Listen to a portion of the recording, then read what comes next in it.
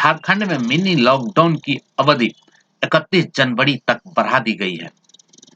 जैसा कि सभी जानते हैं कि झारखंड में मिनी लॉकडाउन लगा हुआ था, जिसकी अवधि 15 जनवरी तक थी और 15 जनवरी को यह अवधि समाप्त हो रहा था। तो सरकार ने इसकी अवधि को अब 31 जनवरी तक बढ़ा दिया। अब सारी प्रतिबंध जिस तरह से यथावत रहेंगे, सारे प्रतिबंध जैसे थे वैसे ही रहेंगे, केवल उनकी अवधि 31 जनवरी तक बढ़ा दी गई है।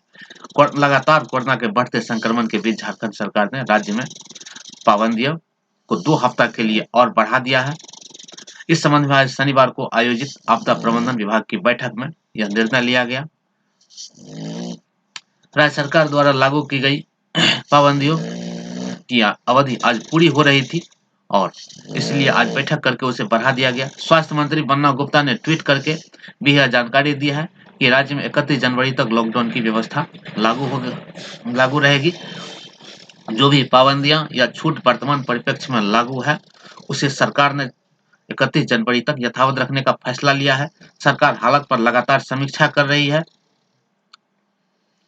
और उन्होंने लोगों से अपील की है कि सरकार द्वारा जारी गाइडलाइन का पालन करें और अपने घर में रहें, सुरक्षित रहें। राज्य में कोरोना के बढ़ते लगातार संक्रमण को देखते हुए विगत 3 जनवरी को आपदा प्रबंधन की बैठक हुई थी। उसमें कई तरह की पाबंदियां लागू की गई थी, जिसे मिनी लॉकडाउन के नाम से जाना जा रहा था। इसकी अवधि 15 जनवरी 2022 यानी आज पूरी हो रही थी। इसे देखते हुए आपदा प्रबंधन प्राधिकार की बैठक में इन पाबंदियों को 31 जनवरी तक यथावत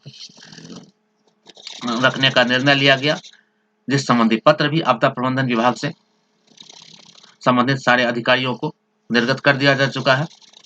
इस निर्णय के अनुसार में स्कूल, कॉलेज, कोचिंग संस्थान सहित कुछ अन्य शिक्षक संस्थान 31 जनवरी तक बंद रहेंगे। हालांकि इन संस्थानों में 50% की क्षमता के साथ प्रशासनिक कार्य चलते रहेंगे। सभी पार्क, स्विमिंग पूल, जिम, चिड़ियाघर, पर्यटन स्थल, खेल स्टेडियम ये सारे कुछ 31 जनवरी तक बंद रहेंगे। सिनेमा हॉल, रेस्टोरेंट, बार और शॉपिंग मॉल 50% की क्षमता के साथ खुल सकेंगे। इस निर्देशों के अनुसार रेस्टोरेंट, बार, दवा दुकानें अपने सामान्य समय पर बंद होगी, जबकि अन्य सभी दुकानें रात के 8 बजे तक बंद हो जाएगी। आउटडोर में आयोजित में अधिकतम 100 लोग शामिल हो सकेंगे, जबकि इंडोर के आयोजन में कुल क्षमता के 50% अथवा 100 लोग जो भी कम हो वो शामिल हो सकेंगे। सरकारी एवं निजी संस्थानों के कार्यालय में 50% की क्षमता के साथ खुल सकेंगे। हालांकि हाजिरी के लिए बायोमेट्रिक सिस्टम का उपयोग नहीं हो सकेगा।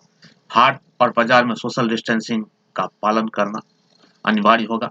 शादी और अंत्येष्टि में अधिकतम 100 लोग शामिल हो सकेंगे और उन्होंने राज्यवासियों से अपील की है कि सरकार द्वारा इस गाइडलाइन का पूरी तरह से पालन करें। टीएसए लैब न्यूज से मैं हूँ आपके साथ संपादक अशोक कुमार झा। हम फिर मिलेंगे आपसे बेहतरीन और ताजा खबरों के साथ।